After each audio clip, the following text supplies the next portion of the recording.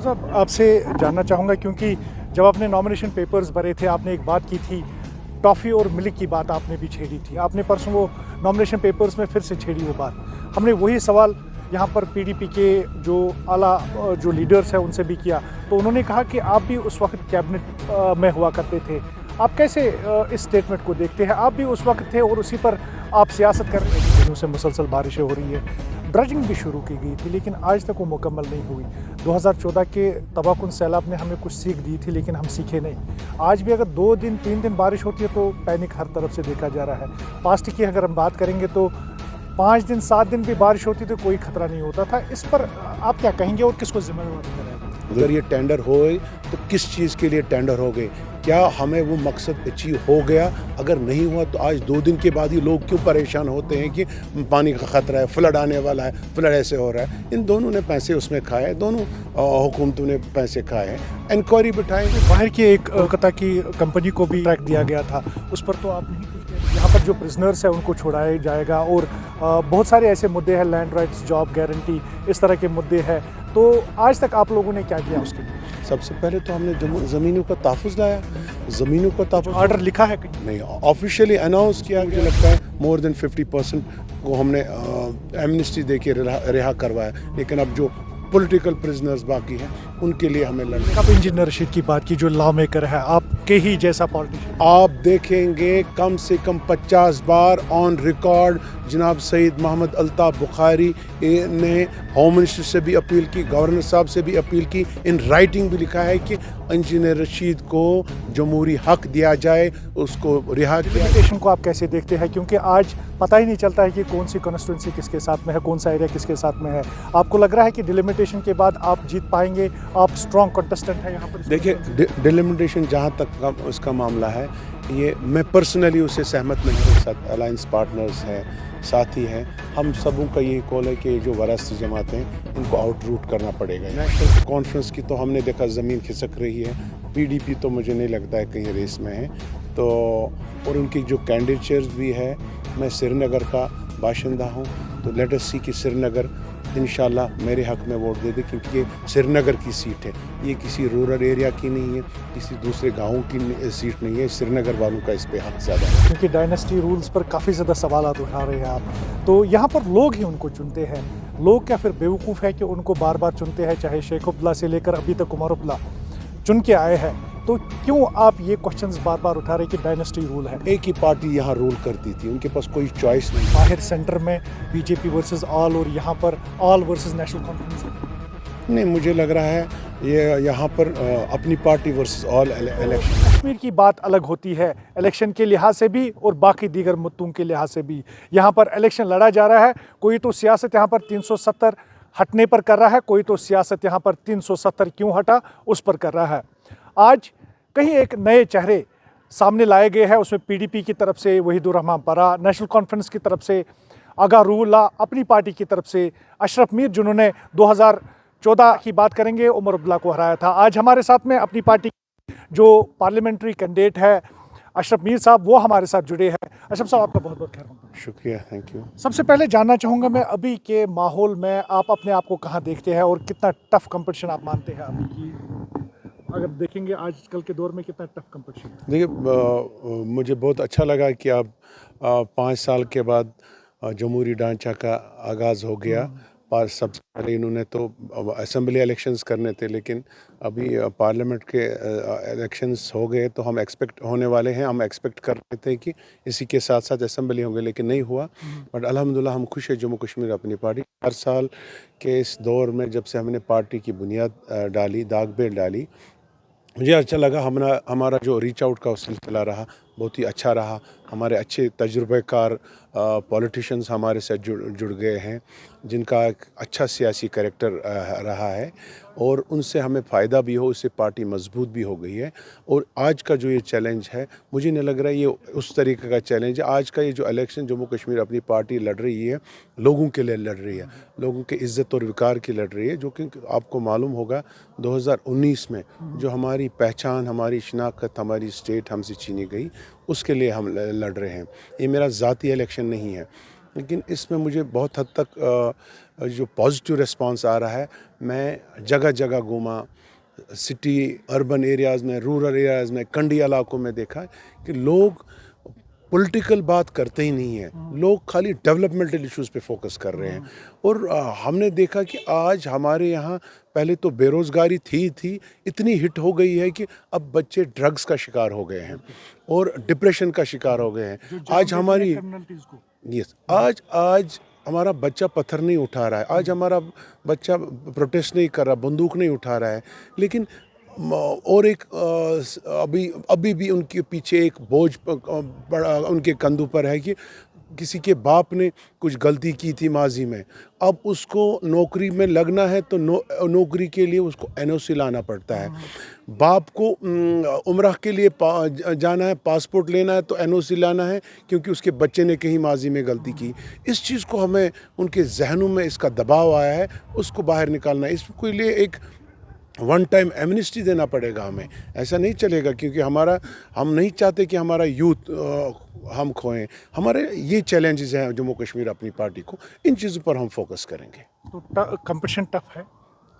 नहीं लग रहा है कि उतना नहीं है, क्योंकि लोग ने उन सियासी जमातों को देखा है, उनकी कारकर्दगी देखी है। कहीं तरफ से उनको नहीं लग रहा है कि हम पिछले 30 साल से हमारा स्टेट, हमारा मुस्तकबिल, हमारा डेवलपमेंट का खाका कहीं आगे पहुंच चुका है। ये कहीं रुका हुआ है और यहाँ हम वहीं जूं के तू हैं।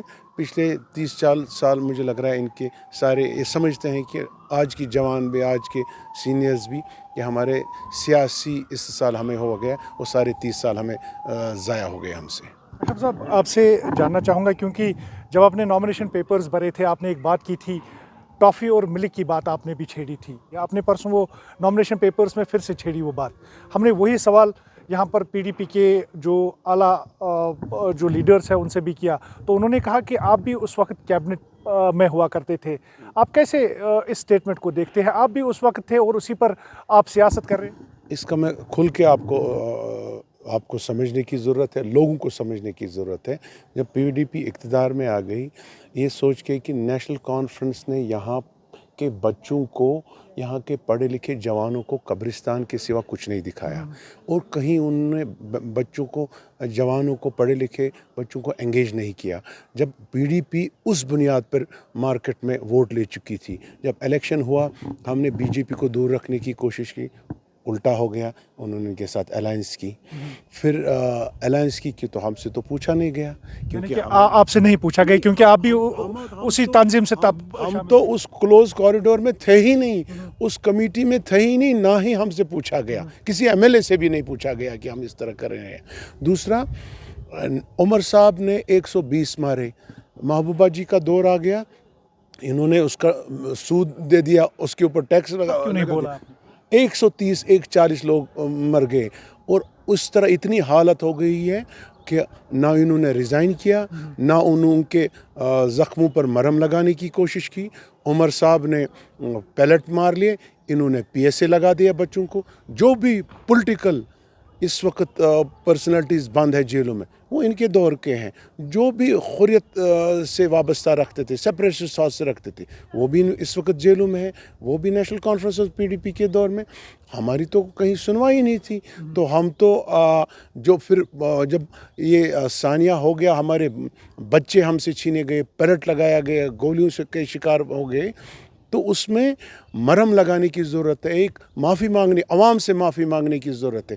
बजाय उसके आप ये बोलेंगे कि टॉफ़ी दे देंगे, चॉकलेट दे देंगे, एक एरोगेंसी का माहौल बनाएंगे, नहीं चलेगा। हमने कहा ये गलत है, हमें उन लोगों से माफ़ी मांगनी चाहिए। उस दौरान आपने आवाज़ उठाई थी? नहीं, क्यों नहीं उठाई? हम सबों ने नाराज़गी जताई, ना हमसे पूछा गया, और हम नहीं चाहते थे कि हम ऐसा माहौल, वातावरण पैदा हो।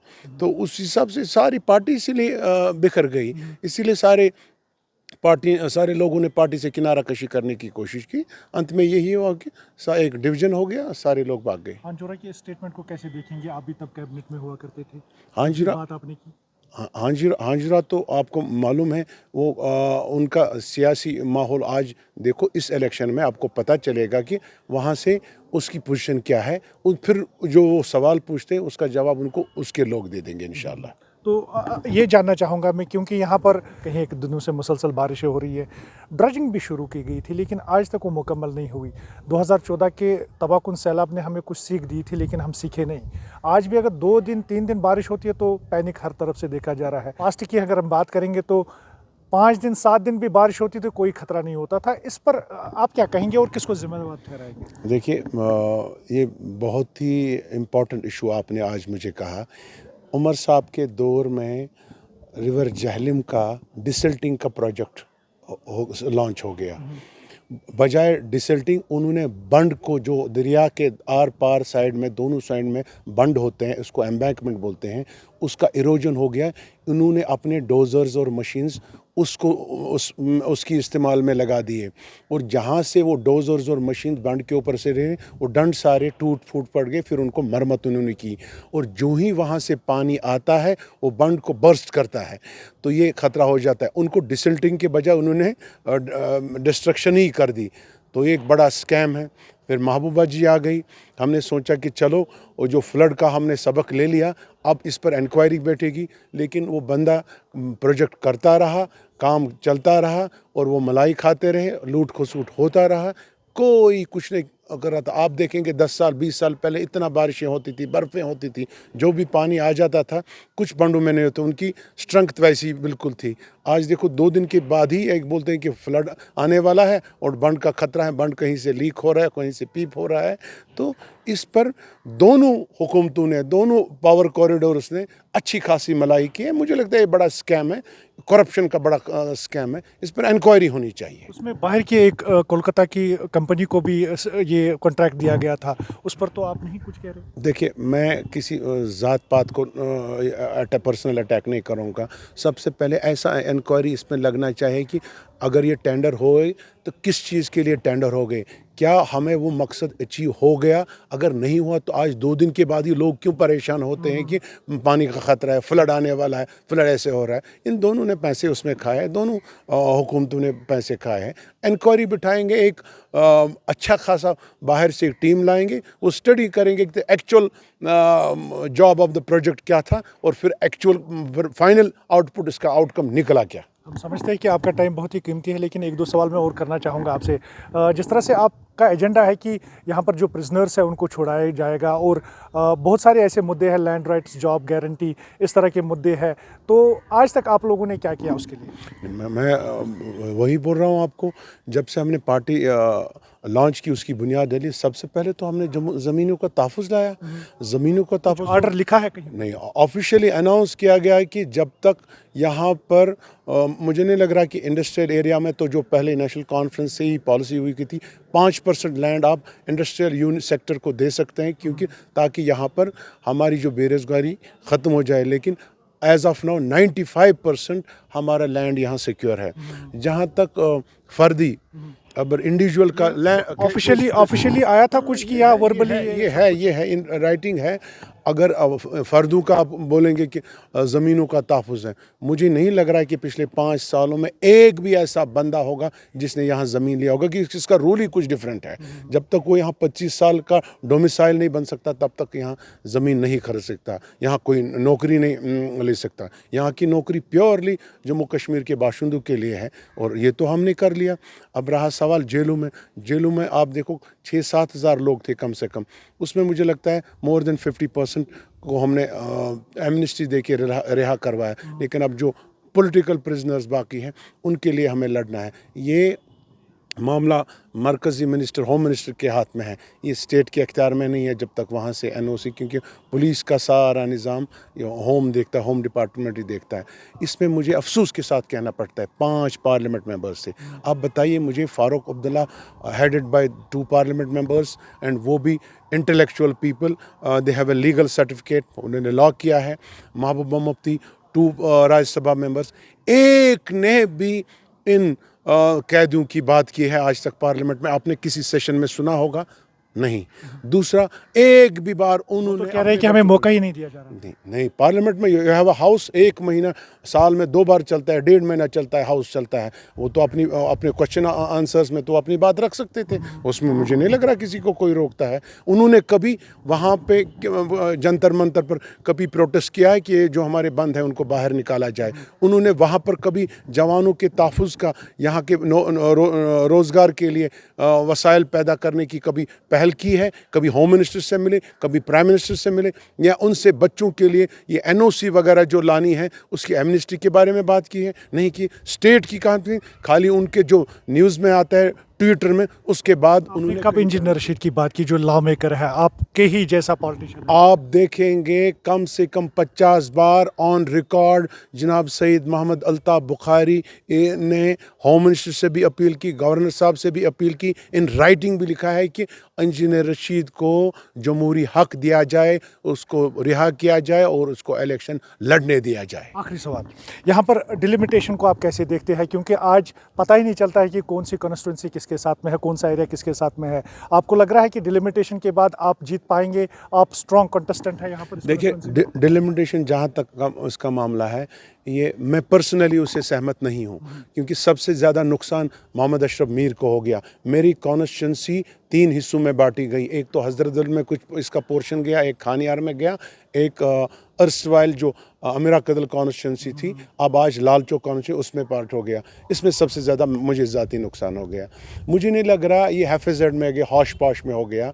सजेशंस इन्होंने कौन सा फार्मूला उसमें लगाया, लेकिन बाय एंड लार्ज अगर अब देखा जाए ये सबों के लिए एक नया चैलेंज है। जहाँ तक अब डिलिमिटेशन का ताल्लुक है, उसमें मोस्ट इम्पॉर्टेंट ये है कि लोगों में अवेयरनेस फुली नहीं है किसका हद असेंबली के लिए कौन सा है, कि जो कॉमन मैन है जिसको कल वोट डालना है उसको पता ही नहीं है कि मैं किस कॉन्स्टिट्यूंसी से ताल्लुक़ रखता हूँ। इसी तरह वार्ड्स में भी थोड़ा सा मुझे लगता है उसमें चेंजेस और भी होने हैं। तो बाय एंड लार्ज वो कंफ्यूजिंग था, हौश पौश में हुआ। आई एम नॉट हैप्पी, तो लेकिन हुकूमत है तो उन्होंने मरकज़ ने कर दिया, तो हम क्या कर सकते थे। जाते जाते ये बताइए, क्या 2014 की बात क्या फिर से रिवर्स होगी? क्या आप जीत पाएंगे? आज तो मुकाबला मत मुकाबल नहीं है, लेकिन स्ट्रॉन्ग कंटेस्टेंट है पीडीपी की तरफ से भी और एनसी की तरफ से। क्या वो फिर से हिस्ट्री दोहराई जाएगी? देखिए, मुझे किसी पर्टिकुलर बंदे के साथ कंपटीशन नहीं है। मुझे लग रहा है कि हमारा सारा जो भी हमारे साथ अलायंस पार्टनर्स हैं, साथी हैं, हम सबों का यही कॉल है कि जो वरासती जमातें हैं इनको आउट रूट करना पड़ेगा यहाँ पर। बाय एंड लार्ज यहाँ पर इस वक्त मुझे लग रहा है कि नेशनल कॉन्फ्रेंस की तो हमने देखा ज़मीन खिसक रही है। पीडीपी तो मुझे नहीं लगता है कहीं रेस में है, तो और उनकी जो कैंडिडेचर्स भी है, मैं श्रीनगर का बाशिंदा हूँ, तो लेट अस सी कि श्रीनगर इंशाल्लाह मेरे हक़ में वोट दे दे, क्योंकि ये श्रीनगर की सीट है, ये किसी रूरल एरिया की नहीं है, किसी दूसरे गाँव की सीट नहीं है। श्रीनगर वालों का इस पे हक़ ज़्यादा है, तो मुझे पूरा उम्मीद है कि श्रीनगर के लोग हमें वोट दे देंगे। बात से बात निकलती है, मैं ज़रूर पूछना चाहूँगा, क्योंकि डायनेस्टी रूल्स पर काफ़ी ज़्यादा सवालात उठा रहे हैं आप। तो यहाँ पर लोग ही उनको चुनते हैं। लोग क्या फिर बेवकूफ़ है कि उनको बार बार चुनते हैं? चाहे शेख अब्दुल्ला से लेकर अभी तक उमर अब्दुल्ला चुन के आए हैं, तो क्यों आप ये क्वेश्चंस बार बार उठा रहे कि डायनेस्टी रूल है? तो यहाँ पर जम्मू कश्मीर में एक अच्छा खासा पॉलिटिकल वैक्यूम है। उसको कभी तक आज तक किसी ने विल पावर के ज़रिए नहीं दिखाया कि हम इसको एक्सप्लोर करें। एक मौका आया था पीडीपी को, लेकिन वो मौका खो चुके थे। एक ही पार्टी यहाँ रूल करती थी, उनके पास कोई चॉइस नहीं थी। अब पार्टियाँ यहाँ बहुत है। इसी के साथ मैं अगर बताऊं कि नेशनल कॉन्फ्रेंस जहाँ जो भी इंडिपेंडेंट अलायंस पार्टनर्स इलेक्शन लड़ते थे, वो वोट अलग अलग अपना अपने सेक्शन में एक एक वोट लेते थे, वो बिखर जाता था। जो नेशनल कॉन्फ्रेंस का कार्डर है वो अपना वोट डाल के जीत जाता था। आज सारे अलायंस पार्टनर, यही सबों की कोशिश है कि हम एक साथ जुड़ हो जाएं, और जो हमारा वोट है 3/4 वोट जो है, बाकी वोट है 1/4, मुझे लग रहा है 1/4 एक पोर्शन ऑफ वोट है जो नेशनल कॉन्फ्रेंस के, वो 3/4 बिखर जाता था। आज सबों की कोशिश है ये इकट्ठा हो जाए और नेशनल कॉन्फ्रेंस को आउटरूट करेंगे। ये बताइए, क्या आप मानते हैं कि बाहर सेंटर में बीजेपी वर्सेस ऑल और यहाँ पर ऑल वर्सेस नेशनल कॉन्फ्रेंस है? नहीं, मुझे लग रहा है ये यहाँ पर अपनी पार्टी वर्सेस ऑल इलेक्शन है आज। मुझे नहीं लग रहा है कहीं यहाँ यहाँ पर तो बीजेपी अलायंस आपके साथ में काफ़ी ज़्यादा तंजीमों ने किया है। लेकिन नेशनल कॉन्फ्रेंस ने कर लिया, कांग्रेस का सहारा ले लिया। वो नेशनल कॉन्फ्रेंस जिनके पास 60-70 MLA हुआ करते थे, 5-5 पार्लियामेंट मेंबर होते थे, उन्होंने कांग्रेस के साथ अलायंस की, उन्होंने शिवसेना के साथ अलायंस की। जाहिर सी बात है कहीं ना कहीं तो नेशनल कॉन्फ्रेंस को तो कमज़ोरी नज़र आ रही है। उनकी ज़मीन खिसक रही है। आज का जवान देखो, एक भी जवान मुझे दिखाओ नेशनल कॉन्फ्रेंस के साथ है। लेकिन सेंटर में कहाँ बोल रहे हैं, अभी स्टेट में मैं बता रहा हूँ, मुझे लग रहा है सजाद लोन साहब हमारे साथ हैं, बाकी और कोई साथ नहीं। और आज कल तो मैं बड़ा ज़ाती शुक्रगुजार हूँ शेख अफजल अपनी पार्टी की, वो इनका यहाँ पर जो पीसी है और जो यूनाइटेड मूवमेंट है जब्बार साहब की, उन्होंने भी आपको समर्थन दिया है। मैं ज़ाती उनका सबों का शुक्रगुजार हूँ। लेकिन मैं ये भी कहना चाहता हूँ कि इसमें जो हमारे जो वोटों का डिवीज़न होता था, इंशाल्लाह इस वक्त वो नहीं होगा। और वो सब एक कॉज के लिए है, नेशनल कॉन्फ्रेंस को हटाने के लिए। क्योंकि यो जहाँ जो भी बर्बादी हुई है नेशनल कॉन्फ्रेंस की वजह से। क्या वोटर्स को बताएंगे? बस एक मोदबाना अपील है मेरे दोस्तों को, मेरे जवान भाइयों को, एक बार आप इस यंग भाई को देखिए। मेरा कोई ज़ाती इलेक्शन नहीं है, मेरा कोई पास्ट का कैरेक्टर आप देखें, चेक कर सकते हैं। मुझे ऐसा कुछ है ही नहीं है, मैंने कोई गलत नहीं किया है, कभी ऐसा लोगों को धोखा नहीं दिया है। एक मोदबाना अपील यही होगी कि इस भाई को साथ दे दो। बैट हमारा निशान है, जम्मू कश्मीर अपनी पार्टी जामिन है, अपने जवानों का तहफ़्फ़ुज़ ला के रहेगी इज़्ज़त और वक़ार के साथ। क्या इस बैट के साथ ये जीत पाएंगे, ये देखने वाली बात होगी। अब अगरचे इलेक्शन का बिगुल बज चुका है और यहाँ पर 13 मई को इलेक्शंस होने वाले हैं और उसके बाद देखा जाएगा 4 जून को कि कौन बाजी मार लेता है। फिरदौस लाइव, जानान वानी, JK न्यूज़ श्रीनगर।